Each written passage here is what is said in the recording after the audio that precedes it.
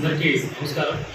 ఇక్కడ చేసిన print and electronic media మిత్రులందరికీ నమస్కారం. అదేవిధంగా జనసేన కార్యకర్తలకి ఆ తోటి నాయకులందరికీ పేరు పేరున ప్రత్యేక ధన్యవాదాలు తెలియజేస్తున్నాను.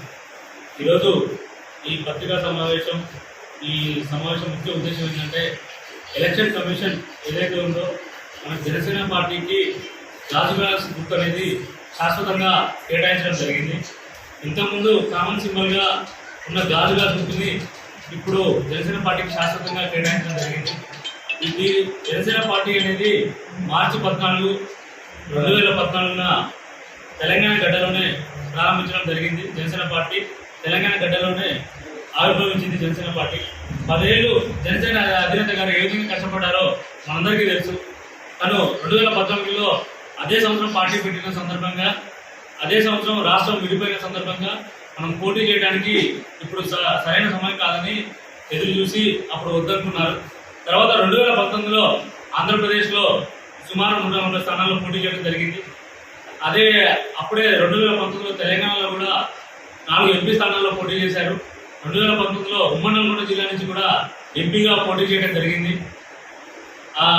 తర్వాత 2019లో స్థానిక ఎన్నికల్లో కూడా సుమారు కొన్ని చోట్ల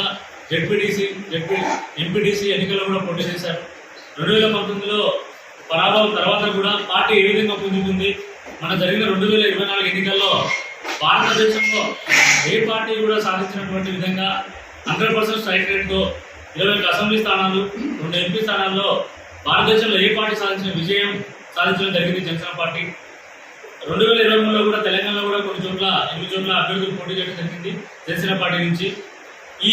ఏదైతే ఈ ఎలక్షన్లో 2014 నుంచి ఇప్పుడు జరిగిన పోటీలో పడిన ఓట్ల శాతం, పోటీ చేసిన అభ్యర్థులు, ఈ స్థానాలన్నింటినీ మన లీగల్ టీము ప్రతి ఒక్కటి క్షుణ్ణంగా పరిశీలించి ఎలక్షన్ కమిషన్కి అందజేసి, ఎలక్షన్ కమిషన్ కూడా ఈ ఓట్ల పర్సంటేజ్ని, ఈ గెలుపొందిన స్థానాలని వీటన్నింటినీ పరిగణలోకి తీసుకొని జనసేన పార్టీని ఈరోజు ఒక రిజిస్టర్ పార్టీగా, ప్రాంతీయ పార్టీగా, గుర్తింపు పార్టీగా కేటాయించి గాజు గ్లాస్ సింబల్ని శాశ్వతంగా కేటాయించడం జరిగింది. ముందుగా ఎలక్షన్ కమిషన్కి ఒకసారి ధన్యవాదాలు తెలియజేస్తున్నాను. మన జనసేన